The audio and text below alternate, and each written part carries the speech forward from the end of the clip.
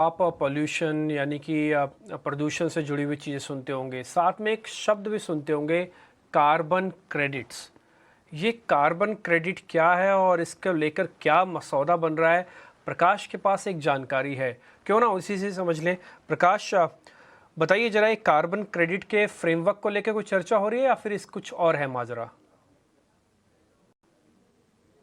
देखिए, सूत्रों के हवाले से जो जानकारी हमें मिल रही है उसके हिसाब से कार्बन ट्रेडिंग मार्केट के मसले पर जिस कमेटी का गठन हुआ है उसने कार्बन ट्रेडिंग एक्सपोर्ट के लिए इन प्रिंसिपल मंजूरी दे दी है। सूत्र हमें बता रहे हैं कि पावर सेक्रेटरी की अध्यक्षता में जिस कमेटी का गठन हुआ है उस कमेटी ने स्टेक होल्डर्स के साथ इस मसले पर बैठक की है और कार्बन क्रेडिट की जहां तक बात है उसके इंटरनेशनल ट्रेड के ऊपर अपनी मंजूरी दे दी है। अब सरकार जल्द ही इसके लिए एक्सपोर्ट के लिए एक वाइडर फ्रेमवर्क जो है उसकी घोषणा करेगी कि आखिर इसको कैसे अंजाम दिया जाएगा।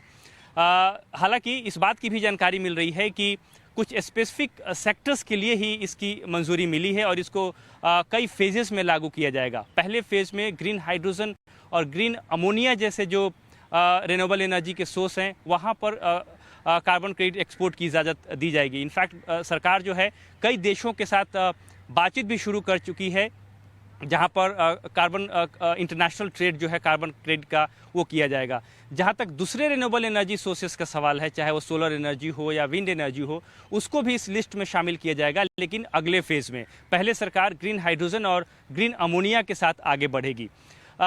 जैसा कि आपको पता है कि अगस्त 2022 में सरकार ने कार्बन क्रेडिट के इंटरनेशनल ट्रेड पर रोक लगा दी थी। इसका मकसद ये था कि जो डोमेस्टिक इंडस्ट्री है उसको इसका फ़ायदा मिले ताकि वो नेट ज़ीरो का जो टारगेट है वो अचीव कर पाए। लेकिन अब सरकार ने अपनी सोच में बदलाव किया है और मकसद ये है कि कई रिन्यूएबल एनर्जी सोर्सेस जो हैं उसमें इस बात के अवसर हैं कि एक्सपोर्ट हब भारत जो है वो बन सकता है, चाहे वो ग्रीन हाइड्रोजन या ग्रीन अमोनिया की बात कर लीजिए।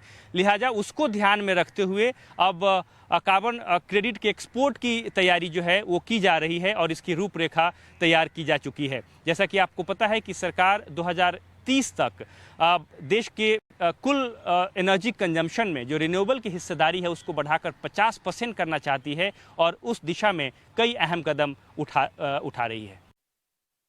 बहुत शुक्रिया प्रकाश, शानदार खबर को लेके आने के लिए।